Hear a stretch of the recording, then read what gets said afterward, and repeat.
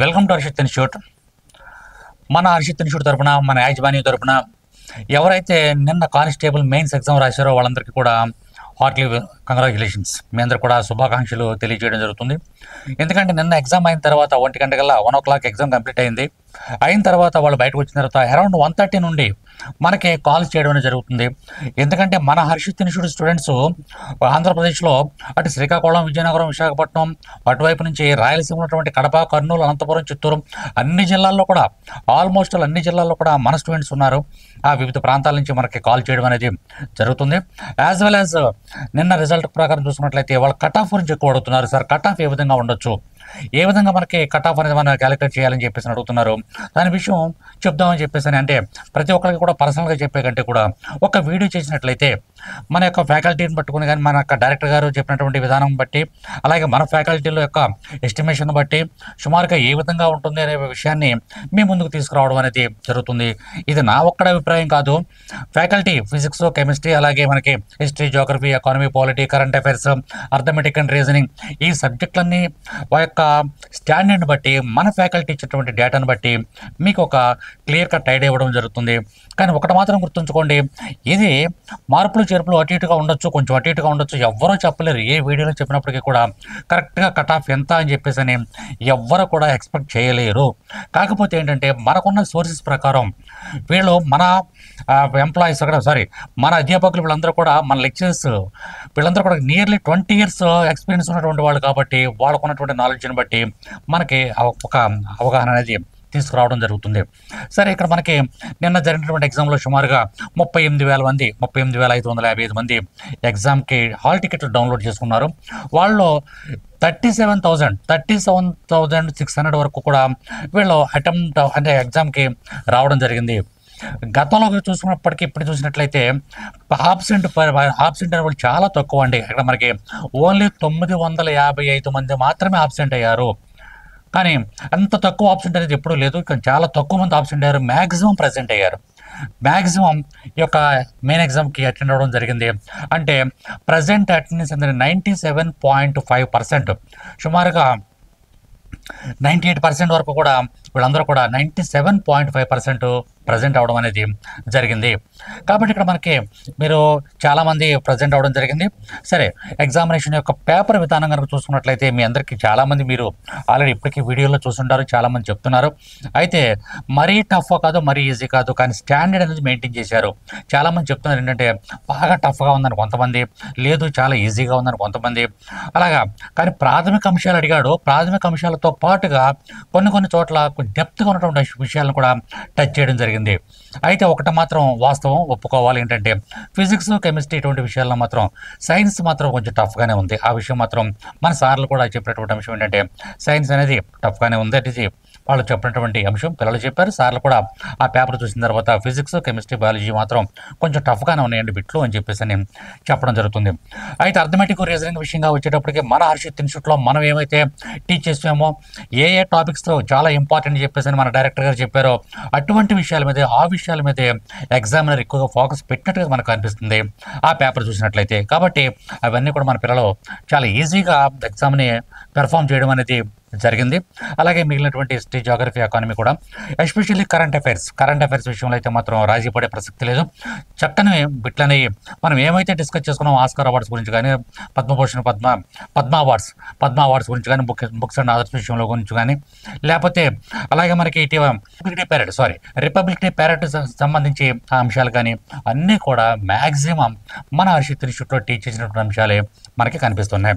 సరే, ఇక్కడ మనకి మనం ఈ యొక్క మీకు కనుక ఏదైనా సరే పేపర్కి సంబంధించి ఏదైనా అబ్జెక్షన్స్ ఉన్నట్లయితే, ఒకవేళ మీరు చెప్పినటువంటి క్వశ్చన్కి మీకు ఏదైనా డౌట్ ఉన్నట్లయితే, మీరు రాసిన క్వశ్చన్ ఏదైనా డౌట్ ఉన్నట్లయితే వాళ్ళు ఏమైనా సాయంకాలం 5 గంటలకు కీ అనేది రిలీజ్ చేశారండి. మనకి బోర్డు మనకి పోలీస్ కంట్రోల్ బోర్డు మనకి నిన్న సాయంకాలం ఈవినింగ్ 5 కల్లా ఆ యొక్క డేటా అనేది ఒరిజినల్ కీ అనేది రిలీజ్ చేయడం జరిగింది. మీకేమన్నా ఆ కీకి సంబంధించి డౌట్స్ అని ఉన్నట్లయితే 4వ తారీఖు ఈవినింగ్ 5 o'clock లోపల మీరు ఈ యొక్క కన్సర్న్ వెబ్సైట్కి SLPRBAP అనేటువంటి వెబ్సైట్కి, మీకు తెలుసు అందరికీ వెబ్సైట్, ఆ వెబ్సైట్కి మీరు మెయిల్ చేయొచ్చు. కాకపోతే మీరు ఏ సెట్ మీ యొక్క హాల్ టికెట్ నెంబర్గా మెన్షన్ చేయాలి. మీరు ఏ సెట్ ఎగ్జామ్ రాశారు, ABCD ఈ 4 సెట్స్లో ఏ సెట్కి సంబంధించిన ఎగ్జామ్ రాశారు, క్వశ్చన్ నెంబరు ఏ నెంబర్ తప్పుగా ఉందా అనుకుంటున్నారు మీరు, ఏ క్వశ్చన్ తప్పుగా ఉందనుకుంటున్నారు. నెక్స్ట్ కరెక్ట్ ఆన్సర్ ఏంటి, కరెక్ట్ మీ అభిప్రాయం, మీ దృష్టిలో కరెక్ట్ ఆన్సర్ ఏమై ఉంటుంది, దానికి సోర్స్ కూడా మీరు చెప్పాలి. పలానా పుస్తకంలో పలానా విధంగా ఉంది, పలానా బుక్లో ఈ విధంగా దీనికి ఆన్సర్ ఇది కాదు అని చెప్పేసి అనే విషయాన్ని కూడా మీరు వాళ్ళకి ప్రజెంట్ చేసినట్లయితే వాళ్ళ ఆ విషయాన్ని ఒక్కసారి పరిగణలో తీసుకొని దాన్ని వెరిఫై చేసి ఒకవేళ మీరు చెప్పింది కనుక కరెక్ట్ అయినట్లయితే వాటికి కూడా మార్క్ యాడ్ చేసి మరలా మెయిన్కి ఇవ్వడం అనేది జరుగుతుంది. కాబట్టి మీరు ఎవరైనా డౌట్ ఉన్నట్లయితే ఆ పని చేయండి. నెక్స్ట్ ఇంకా మనకి రిజల్ట్ అనేది ఎప్పుడు వస్తుందని చూసుకున్నట్లయితే as early as possible 4th ఎప్పుడైతే మనకి డౌట్స్ కూడా క్లారిఫై అయిపోతాయో అయిపోయిన తర్వాత వితిన్ 1 వీక్ 10 డేస్లో రావడానికి అవకాశం ఉంది. మ్యాక్సిమం ఎర్లీగా ఇచ్చేస్తాను రిజల్ట్ అనేది ఒక మంత్ ఎండింగ్లో కానీ లేకపోతే నెక్స్ట్ ఫస్ట్ ఏమైనప్పటికీ కూడా చాలా ఎర్లీగా ఇవ్వడానికి ప్రయత్నం చేయడం జరుగుతుంది. సరే, ఇంకా మనకి ఇక్కడ ఇప్పుడు అన్ని విషయాలు డిస్కస్ చేసుకున్నాం. ఎంతమంది ఎగ్జామ్ రాశారు, నెక్స్ట్ మన డౌట్స్ ఉన్నట్లయితే ఏం చేయాలి, కీ అనేది వాళ్ళు అనౌన్స్ చేశారు, ఆ విషయాలను కూడా చెప్పుకున్నాం. కట్ ఆఫ్ ఎంత ఉంటుంది అని చూసుకున్నట్లయితే చాలామంది చాలా రకాలుగా చెప్తున్నారండి. మనకి వచ్చినటువంటి డేటా ప్రకారం మన పిల్లలు చాలామంది కాల్ చేస్తున్నారు. మనకి 140 అబౌవ్ 150 అబౌవ్, ఇక్కడ మనకి అరౌండ్ 160 వరకు కూడా వచ్చినటువంటి పిల్లలందరూ కూడా మనకి కాల్స్ చేయడం అనేది జరుగుతుంది. మరి శ్రీకాకుళం నుంచి కానీ అనంతపురం, ప్రకాశం జిల్లా నుంచి కూడా కాల్స్ వచ్చినాయి. నిన్న మనకి ఎక్కువగా ప్రకాశం జిల్లా, అలాగే మనకి కడప నుంచి వివిధ ప్రాంతాల నుంచి కాల్స్ వస్తున్నాయి. వీళ్ళలో మనం చూసుకున్నట్లయితే మాకు వచ్చినటువంటి డేటా ప్రకారం చూసుకున్నట్లయితే మా పర్సనల్ ఒపీనియన్, ఇది మనకి ఎవరో అధికారికంగా చెప్పేది కాదు, అఫీషియల్ కాదు, పర్సనల్ ఒపీనియన్ ప్రకారం 120 వరకు కూడా ఓపెన్ కేటగిరీలో 120 నుంచి 130 మధ్యలో వచ్చినటువంటి వాళ్ళకి పోస్ట్ రావడానికి అనేది అవకాశం అనేది ఉంది ఓపెన్ కేటగిరీ. ఇంకా మనకి SC ST సంబంధించినటువంటి ఇంకా అంతకంటే కూడా తగ్గొచ్చేమో కానీ పెరగడానికి అవకాశం లేదంటే నేను జనరల్ ఒపీనియన్ చెప్తున్నాను. 120 కంటే తక్కువ వచ్చినప్పుడు కూడా పోస్ట్ అవడానికి అవకాశం ఉంది ఓపెన్ కేటగిరీలో. SC STలకు వచ్చినప్పటికీ ఇప్పుడు SC STలకు వచ్చినప్పటికీ రిజర్వేషన్ అనేది పాటించడం జరుగుతుంది. వాళ్ళకి ఇంకా 10 మార్కులు 15 మార్కులు తక్కువ వచ్చినప్పుడు కూడా రావడం జరుగుతుంది. అదేవిధంగా మిగిలిన వాళ్ళకి కూడా కొంచెం ఛాన్సెస్ అనేవి బ్రైట్గానే ఉంటాయి. అరౌండ్ 100 వచ్చినప్పుడు కూడా పోస్ట్ రావడానికి అవకాశం ఉంది కొన్ని రకాల కేటగిరీస్కి. 100 మార్కులు అరౌండ్ 100 వచ్చినప్పటికీ కూడా పోస్ట్ రావడానికి అవకాశం అనేది ఉంది. 120 అరౌండ్ 120 వచ్చిన వాళ్ళు కూడా పోస్ట్ రావడానికి అవకాశం ఉంది. కాబట్టి మీరు ఎక్కడ కూడా నిరుత్సాహపడద్దు, మీరు ఎక్కడ కూడా డిసప్పాయింట్ అవ్వద్దు. ఇది మనకి జనరల్గా వచ్చేటువంటి డేటే. మనకు గ్యారంటీగా మీరందరూ కూడా మాకు వచ్చినటువంటి డేటా ప్రకారం 130 140 అటువంటి ఉన్నారు, 110 120 ఆ స్టూడెంట్స్ కూడా మనకి ఉన్నారు. కాబట్టి మీరు ఎక్కడా కూడా డిసప్పాయింట్ అవ్వద్దు. మనం అనుకున్నటువంటి మార్క్స్ వేరు, అక్కడ వచ్చేటువంటి మార్క్స్ వేరే విధంగా ఉంటాయి. మనం ఫైనల్కి వచ్చే వరకు కూడా ఎవరు కూడా డిసప్పాయింట్ అవ్వకండి. తప్పనిసరిగా మీరందరూ కూడా కానిస్టేబుల్ ఉద్యోగంతో స్థిరపడాలని చెప్పేసి మనస్ఫూర్తిగా కోరుకుంటున్నాం. నెక్స్ట్ అదేవిధంగా ఇప్పుడు ఆల్రెడీ కోర్టుకు సంబంధించినటువంటి బ్యాచ్లు అనేవి రన్ అవుతున్నాయి. ఆఫ్లైన్ ఆన్లైన్ 2 విధాలుగా కూడా మనం కోర్టుకు సంబంధించినటువంటి కోచింగ్ ఇవ్వడం జరుగుతుంది. కంప్లీట్ మెటీరియల్ మన దగ్గర ఉంది. కోర్టుకు సంబంధించినటువంటి ఏ జాబ్ అయినప్పుడు కూడా కంప్లీట్ మెటీరియల్ మన దగ్గర ఉంది.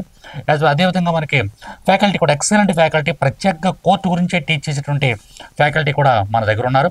మీలో ఎవరైనా ఇంట్రెస్ట్ ఉన్నట్లయితే మీరు తప్పనిసరిగా జాయిన్ అవ్వండి. లేదనుకున్నట్లయితే మీ ఫ్రెండ్స్కి, మీ రిలేటివ్స్కి ఈ యొక్క ఇన్ఫర్మేషన్ని షేర్ చేయండి. ఒకటి మాత్రం వాస్తవం, డిసప్పాయింట్ అవ్వకండి. 10 మార్కులు తక్కువ వచ్చినప్పటికీ కూడా ఇదంతా కూడా ఓన్లీ గెస్సే, ఎవరు చెప్పినప్పుడు కూడా ఓన్లీ ఊహ మాత్రమే వీడియోలో చెప్పేది. కాబట్టి దాని ప్రకారం ధైర్యంగా ఉండండి. ఇంకా రాబోయే ఎగ్జామ్స్ కూడా ప్రిపేర్ అవుతూ ఉండండి. భవిష్యత్తులో త్వరలోనే ఒక మంచి ఉద్యోగం స్థిరపడాలని మనస్ఫూర్తిగా మన హర్షిత్ ఇన్స్టిట్యూట్ తరఫున కోరుకుంటున్నాం. Thank you very much. All the best.